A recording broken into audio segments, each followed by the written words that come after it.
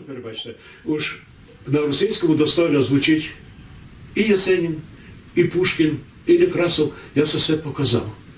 Є в мене, готове. Я показав це все. Але, знаєте, дійшов їм до смілості вже такої, що думаю собі, я ж так люблю Тараса Шевченка. Я от маленько, от коли все вродив, та знав, усе мені 13 минало пасем ягнят за селом, розумієте. І я ся взяв зі страхом Божим за Тараса. Чому? Бо прочитаємо ж перекладений Тарас на 157 язиків світа. Думаю собі, а чому б не був і на 158-му русинському язикові? Наш народ на Подкарпатській Русі дуже любить Тараса. Хто хоче, най говорить, але Тарас був і буде любимий. І я вже попав у цю струю, раз була, думаю, русинська Єсенія, та най буде і русинська Шевченкіана. Вже, як сказати, пішов по протору путьове, знаєте. От. І я написав і сісю, знаєте, книжечку. Радувався їй, як світові. Чому? Бо казав мені один мій дуже добрий цимбар, займається в Ужгороді типографію. Ти, каже, знаєш, кілько то та обложка стоїть? Кажу, знав. Я то зроблю, кажу, таку обложку за 15 копійок. Зроби собі, кажу, таку обложку за 15 копійок. А я, кажу, хотів би Тараса видати парадно, достойно. Знаєте, і коли от всяко воно буде виглядіти, коли я перевів, я його заповіт, там є, у інтернеті є десятки перекладів, на які хочете язики світів. Лише 40 руських поетів перекладали. 40 руських поетів перекладали заповіт. 20 з чимось поляків перекладало. І так далі, і так далі, і так далі. Думаю, а по-русинськи як? Можеш прочитати вам? Так, читаєте для наших позирачів. Завіщання. Як умру, то ня і спрячте на груни, не в долині, серед степу широкого на милої в країні, убо усі поля безкрайні, і Дніпро могучий, було видко, було чути, як реве ревучий, як понесе з України у синє море кров у вражу, от дия і поля, і гори вшит колишу, і полічу до самого Бога молитися. А до того я не знав Бога. Мене спрячте і вставайте, кайдани порвіте, і злу кровлю у врагів ваших волю окропіте, і у фамілії великої людей вольних нових не забудьте, спомняніть не злим тихим словом. Чудо. Неколи повість, уж це світер написав. Каже, повість, не бурята, то він тут по-русинськи зробив, син я гордий. Що ніколи каже, що то написав світер. Каже, то Єсеній написав, а тот неборак, розумієш, зробив перевод на русинський. Син хотів повісти, що славний наш язик. Єдин момент, який би вас, Іван Дмитрович, не хотів вам зазвідати. От у вас є дуже много трудів на нашій русинській бесіді. А як все у вас формувала граматика? Як ви формували то писання ваших віршів, вашої прози? Дуже сте дали мені непростий вопрос, Микола Миколаївич. Повім вам, що це самий тяжкий вопрос. Знаєте чому? Бо русинські граматики многіся беруть писати, но на превеликий жаль, розумієте, я казав це нашим ужгородським ученим, ніхто іще не взяв написати граматику, наприклад, у якого було звання научне доктор філологічних наук, член-кореспондент хоча б Академії наук України, це, наприклад, академік, дійсний член Академії наук. Гурько. Бо наші люди беруться, мої земляки, руснаки беруться, честь і не хвала, і пишуть граматики. Та й до них писали, Господи, і до них писали, Микола Миколаївич і Лучкай писав, розумієте? Грайда. От Грайда, у мене книжка тут стоїть. Я, кіть уже до слова повісти, та спершу писав їм, я ся опер на Грайду. На Грайда 40-й рук. І знаєте, написав я по Грайді, ну і перебачить вівуд. Почав я тут читати, слухати, а воно не звучить. Думав, бачу. Бо Грайда нігде не употребляв значків. Розумієте? І наші ще руснаки боять, як чорт ладану значків. Маю на увазі дашок, бодай, 2 крапки. Ба чомуся так боять? Кажу, хлопці, а чому ви ся так всього боїте? Ведь, понімаєш, кажу, дашки і всякі значки. Це все таке, ну от є, кажу, до, ре, мі, фа, соль, ля, сі. Ну і що? Гамма. Красна гамма? Ні. А і поки вже уведете і обертони, розумієте, фа дієс, і бемолі, і прочее. Окраска звука. Окраса звука. А без цих значків наша мова суха, Прісно.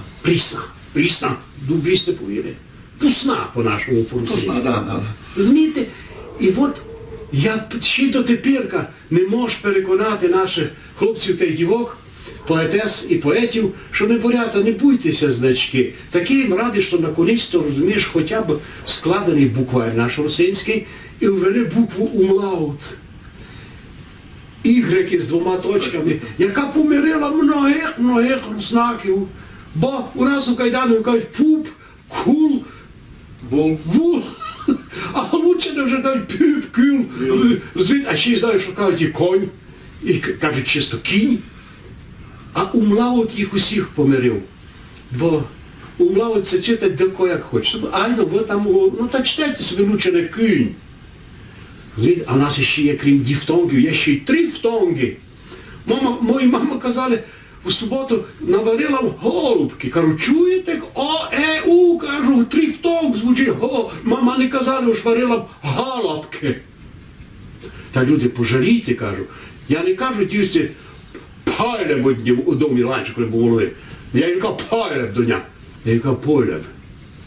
Знаєте, хотів би, хоч вже нині про все говоримо, задумайтеся, дорогі мої колеги, поети і поетеси, це може опріснювати, так розумієте, нашу прекрасну русинську бесіду. Французи це не ганьблять. Ставите над букву «е» аж 3 види значків. Над букву «е» не ставлять, я маленько французький колись знав, акцент aigu, акцент circonflexe і ще один дашок ставлять. 3 види значків ставлять французи на одну букву «е». А мадяри ставлять значки прекрасно, розумієте, і так далі. А у нас чомусь цнотливо не хочуть класти. А я знаю чому. Бо вони не чувствують тонкості нашого прекрасного русинського язика. Якби вони їх чувствували, вони б просто відчували, що йой не борять, а тут би щось треба підчеркнути, що чому-то то не пайлем до дня, а полем до дня. І не війна, а й війна. Розумієте? Тому нелегкий мій путь був граматику. Я теж першу книжку написав, Микола Миколаївич, от перше Томас Табдарський стихи я написав по-кайдановськи. Ну, Фонетично. Наша фонетично. У нас прекрасна бесіда кайдановська, прекрасна просто. Розумієте, бо кайдановці то дуже горді руснаки. Вони кажуть, ті, що оберенкуються вже, вони їх вже називають поляками. То, знаєш, такі закляті Тверді руснаки. Тверді, знаєш, то теж поляки, кальмічани, то взагалі поляки, розумієш? Та що хочу повісти, пак я їх критично прочитав, думаю, ой, Неборе Іване, та не можеш так писати. Треба було писати, Іване, так, бо всі ті розуміли, не лише кайдановчани, бо це все вже дуже серйозно говорю.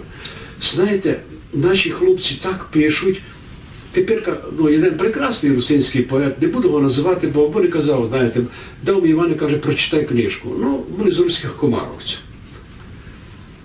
Кажу, Іван Юрійович, дорогий мій, прекрасна русько-комаровська бесіда. Ну, Богом тебе прошу, кажу. Кіть хочеш, кажу, я начну, кажу, от червен, бо я червен, не кажу, що то не треба учителям червену всю ручку користувати, бо то роздражає дітей. Ну, я червену привик. Кажу, не будеш це сердити? Кіть ти був прав. Бол. Ну, так я кажу, що руснаки кажуть у комаровцях бол. Бо воно то, кажу, по-нашому бил. Розумієте? Тяжко з граматикою. Чому ще раз кажу, то, що він почав. Учені, бабане, сісти за граматику, глибоке вчення. Я хочу акцентувати на ваше внимание, чому я задав цей вопрос, бо часто є гостем у Інституті русинського язика і культури, там, де руководителем є пані Анна Плішкова у Пряшеві. І много бесід по поводу граматики. У них граматика кодифікована ще в 95-му році. вони слідують і в граматиці, і чому хочу на цьому наголосити, бо многі мої цимбарови із Заготара кажуть також, мусите собі уробити один стандарт і писати. Я кажу, порозумійте мене правильно, у нас не така проста ситуація, як у вас. Нам мусить якось приспосаблюватися десь, благодарити тих людей, які пишуть, а він каже, доки ви не введете диктат, з вами серйозно считатися не будуть. І ви знаєте, Микола Миколаївич, само собою, уж вони мають правду. Позирайте, ми з вами собі говоримо, як хочемо, або кіть хтось розуміє нашу бесіду, то буде уж по-русинськи говорити. Хоча у вас є своє образи, а у мене своє, бо я нікуди не діду від свого кайдановського, розумієте? Різний язик. Айбо, кіть будемо вже вести бесіду про літературний русинський язик, ой, не борята, тут уже має бути команда «Ділай так», як казали наші русські враги. Господи, я Боже. От, тут уже, да, ми серйозно хочемо говорити про русинську літературу. Знаєте, я обожаю наших старих русинських поетів. Я обожаю їх. Карабелеша, я перевів многі стихи прекрасного нашого Карабелеша. Царство Небесне, мученикові тому. Обіцяли, навіть руснаки уж видадуть мої переклади. Мені руснаки много обіцяли, все маю на увазі керівні руснаки. Має їм Бог простить, я видав і без них. Або Неборак Карабелеш писав по-руськи, по-великоруськи. А кибих вам прочитав, як то красно по-нашому. Він пише, що в дощ плачуть під кришею. А це зачитати? Десь є. В дощ плачуть під стріхою водостоки. А я пишу, заплакали під стріхою чотирни. Звідти в чому діло? Ведь ми хочемо дійсно передати свої образи і красоту нашу, а наш язик необикновенно красивий. Необикновенно красивий. Повічте мені, де є словарь на 350 тисяч слов? У нас, нашого Миколи Грицака. А я мушу вас порадувати. Тепер він був на філологічному факультеті, бо не смілився заікнув. Неборята, хотів би виступити перед філологами. Не думайте, що плескати ви почали. Вони ся боять руснаків, як шпортладану. І деякі руснаки то заслужили, що їх народ боїть. Не треба ся екстремізмом займати. Словоблудие. О! Правильно, ви сказали. Не займайтеся, хлопчики, словоблудієм. Читайте і вчіться.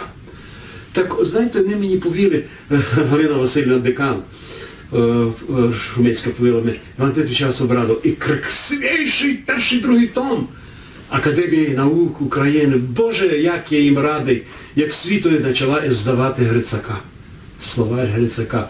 І це буде, каже, буде виданий все, до останнього слова. Дуже файну сте новину для русинів повіли. Я ще раз кажу, хочу всіх русинів обрадувати. Бо кажуть, що ні, то згниє. Ні. Україна нам не враг. Треба задумати, де ми допустили ошибки. Розумієте? А то, що вони Грицака видають, кажу я, і Галина Васильівна, я вам за це все прощаю. Що ви даєте Грицака? Один момент, ще раз верну до чого, чому я почав бесіду про граматику. Чистований Іван Дмитрович, ви розумієте нашу ситуацію, нашої безденежжя, грошей не є, а появляються самородки, появляються таланти. І я кажу тим нашим загодарним людям, у вас проще, у вас все наладжено, маєте гранти, можете випускати книжки, маєте коректорів, кілько хочете. У нас, кажуть, з тим швидким проблема. І тепер появляється молодий чоловік, талант, і ми його б'ємо нараз по рукам, ось неправильно пишеш. У нього відпаде дяка і все. То треба робити якось дипломатично, коректно. Да, маємо мати стандарт, або не можемо бити нараз дітвака по рукам, бо кажуть, не захоче, а самородки є. Є. І ви праві. Бо мій дорогий Тарас казав так. Тут і наша вина. Не треба все валити на гранти і проче. Написано так, помагай собі сам, та й Бог ти поможе. Розумієте, ведь ми всі з дипломами. Мене прийшли, вчора ягнята пасли за селом, а нині ми почали стихи писати. Ні. Ну, є і такі. Є. Але Тарас сказав, коби стися вчили так, ге треба, то й мудрость би була своя. А то залізете на небо, і ми не ми, і я не я. Лем куртий німець вузловатий. Німець каже, ви монголи. Моголи. Моголи, моголи. Золотого Тамерлана онучата голі. Німець каже, ви слов'яни. Слов'яни, слов'яни. Славних прадідів великих правнуки погані. От в чому біда. Що ми ще не усвідомили, кому такі. І не вчимося так, як треба. Перше вам казав про Іларіона. Ведь я тепер прочитав, коли його книжку цю слово о законі і благодаті, говоріть мені, що хочете вже.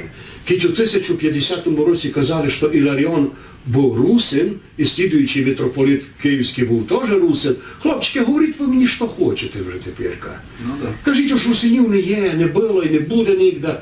Брешете. Є, були і будуть русини до скончання цього віка. Бо я їм все кажу, ребята, ну, читайте дещо, а все, що ви кажете, ну да. Ну, а і тут є таке поняття, як самообразування. І ще раз підкреслю, ми всі з дипломами почти. Всі почти з дипломами, всі ми фахівці. Єдиний у нас генеральний прокурор був без юридичної освіти. Ну, все таке діло, все виключення. В Україні маю на увазі, не у нас на Подкарпатській Русі. Що за біда тут? Біда то, про граматики ви правильно кажете. Чисту і Анцю Мегелу, і отця Дмитрія, і прочих наших, і Алмашія, по Царству Небесне, Михайло, я їх усіх чистую. Ну, я не великий, перебачте, я не великий розумак. Но всі граматики написані, но або нігде не є того, щоб ви себе могли повісти слово «ділай так». Чому? Де виход з положення? А там, де я вам кажу. Я казав їм все і на філологічному факультеті. Ви ж, кажу, тут це родили многі з вас. Яку б ви велику, кажу, пользу зробили для нашого народу, ви ваші доктора наук, такі як Сабадош, Іван Васильович, дорогий, тончайший знаток русинського язика, сіли та написали граматику русинського язика. А ми се займаємо усною народною творчістю. Я не виню наших чисті хвала, розумієте, нашим людям, котрі за це все сподвигнули. Я ще все не візьму за граматику і ніде се за неї не візьму, бо я вчитель математики. А там треба знати нюансики. Нюансики. Доти у нас ніч не буде, Микола Миколайович, із кодифікацією. Кодифікація у нас тут на Подкарпатській Русі обстанеться гласом вопіющого в пустини, доки за кодифікацію не візьмуть глибоко вчені люди. Константа. Та ж сама буде причина. І ми себе, розумієте, мучимо. Мучимо, і хлопці ся мучать. І на превеликий жаль, ніхто на них, мало того, що грошей не, я знаю, Микола Миколаївич, грошей ніде не було. Пушкін умер на довгах, як у шовках. Цар за нього довги заплатив, розумієте? Грошей ніде не буде. Ну я ся ніде не жалую, що в мене грошей не жалко, ти собі ведеш так, якби ти мільярдер був. Ну так, то ж рідко, що ти розумієш, от хороби, кажу, і так далі. Но я ся ніде не жалував на безденежі, бо наші є прекрасні русини. Я в кожній книжці їх благодарю. Я би і тепер їх називав, але не знав, це то їм це то буде любити. Бо ж я їх буду називати, але є прекрасні русини. Одного них сміло назву, бо то це не боїть нікого. Стрижак Андрій Андрійович, який був, розумієте, головою Конституційного суду України. Але я та книжка без нього моя би не вийшла. Він каже, пишіть. Що вам повім? Я вам повім. 5 книжок я зробив, все я математично я не рахую. 5 копійок мені українська держава на них не дала і не дасть. Само собою. Ну, але колись Андрій Андрійович засвідав, а як з грошима? Кажу, нормально, з грошима, кажу, нет проблем. Сяду на пішохідному мості, кажу, калап в'яжу перед себе, табличку напишу, подайте русинському писателю, поету, перекладачу на книжку, чи не намічені, кажу, завіряв вас, кажу, я до полудня повний калап грошей буду мати. Ну, не дурійте, Іван Дмитрович. Славити Бога, воно не піддержує, енелем вун, дуже славні русини наші не піддержують. На їм Бог воздасть за все сторицю. Я їх прекрасно розумів, що вони не дуже люблять, бо їх за все афішували. У державі, де русини кажуть, що взагалі, руснаку ні. Правда, я кажу, слухайте, у нас село, наприклад, сусіднє село мене руське. Чому? Так перейменуйте, кажу, на українське. Руське, село руського, кажу. А руські комаровці, кажу, руські деївці, руська мокра. Фамілії Русенків.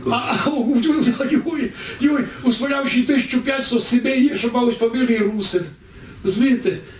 Я знав, кажу, хлопці, бо як то пояснити? Не знаєте, кажу, в мене в класі є дівчинка, яка Руська Юлія. Кажу, Юлішко, п'ять повічується, вона навіть перейменує українка Юлія. Та й няню, каже, руський фамілію. А я кажу, звідти, а хлопці кажуть, та русинів не є. Ганьба. Хотів би вам зазвідати такий ще один, доста делікатний вопрос. Українці, а іменно українські ідеологи, часто говорять, що русини були вшитки, і українці, то була Велика Русь, значить ми вшитки русини.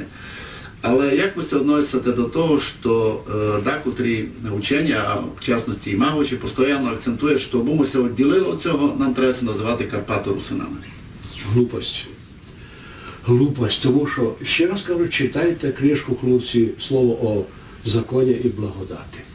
Да, ведь треба читати великих людей.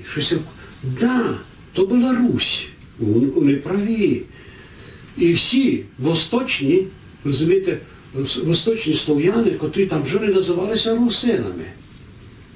Не секрет. Друге діло, ко сохранив це високе звання, а кого втратив. Бо тепер, деякі наші кажуть, не забувають, що Іван Якович Франко в другій половині 19 століття гордо казав, я русин. Розумієте? Прочитаю Шевченка від корки до корки, нігде, але в одному томі не стоїть, бо Тарас Григорович казав, що я українець. Люди добрі. Я кажу, я русин. А ми сохранили. Ви б нас, кажу, мали русинів отак на долонях носити. Ми єдині всталися, котрі сохранили свою історичну назву. Так що вони десь праві, що була Велика Русь. Велика Русь. А то ті, що вони жили, називалися русинами. А тепер вони кажуть, це ж у нас у москалів крали історичну назву. Кажу, перебачайте, ви потрошки, кажу, молитеся. Не москалів у вас украли назву, а ви її, кажу, загубили, ви її втратили. Вони називалися, кажу, українцями. І кажете, що укри існували 40 тисяч років тому назад. То ваше діло. Ми, руснаки, вас не трогаємо. Називайте себе як хочете. Ви, галичани, ви ж русини, кажу. Ви русини, бо нас Олександр Васильович Жухнович писав, свої то за горами, не чужі. А ви нині кажете, будьте українцями, але не заперечуйте мене як руснака. Я русин, або руснак, як кажуть у нас у Кайданові. От про що йде річ. Ви б нас, кажу, мали на долонях носити, бо ми немногі, на превеликий жаль, іде дика асиміляція. Нас здавили як гадів. Розумієте, як хотів, модернізували нас, онімечували нас, розумієте, чехизували нас, розумієте, русофілами нас робили, тепер нас українізують. А ми ся встали, пару нас іще, таких, кажу, людей, всталися русинами і кажемо, ми не вважати руснаки. От у чому вопрос. Розумієте, що це таке, я не знаю, Микола Миколайович. Єдно повідав, національна гордость. Я не знаю, я читаю тепер Шопенгауера, раніше його не можна було читати, бо казали, що то був учитель Гітлера. Єрунда, брешуть. У Шопенгауера прекрасно, розумієте, філософія, десь там дурня є. І він казав, самий нічтожний вид людської гордості – це національна гордость. Яка твоя каже заслуга в тому, що ти німець, він про німців пише. А від німці з цим національною гордостю дійшли до прокляття. Їх світ був прокляв, коли їх Гітлер повів за собою і не вирішили 6 мільйонів, розумієте, євреїв, наш народ, циган, русинів, подряд нищили все. Але ж тому, що вони возомнили, що вони... Вища раса, що überalles. Deutschland. Далеко можемо зайти з цим дур'ю, бо це дурь. І розумієте, лише недостатком общечеловеческої культури можна назвати вип'ячування цього вопросу. Радикальний націоналізм. Да. Лише дефіцит общечеловеческої культури. Нічим іншим це не був. Це не я повів, це півруський академік Ліхачов. Іван Дмитрович, дуже вам дякую за можливість пообщатися з вами, що знайшли сте час. І я думав, що многі ваші слова, сказані низько, мали б у собі записати всі русини, кожен русин і думати над тим, як іти далі. Дякую. Я вам дякую за ваше терпіння, що сте, розумієте, вислухали. А про те, що ви тепер повели напослідок, послухають. Нет предела совершенствованию, як кажуть наші вороги руські. Вдосконалюйтеся, учіться. Дай вам Бог помагати у всьому вопросі. Дякуємо вам, чистовані позирачі. Низько мали ми бесіду із знамим русинським діятелем, поетом, перекладачем, публіцистом, учителем, паном Іваном Ситарем. Дякуємо, що сте нас услухали. Дякую.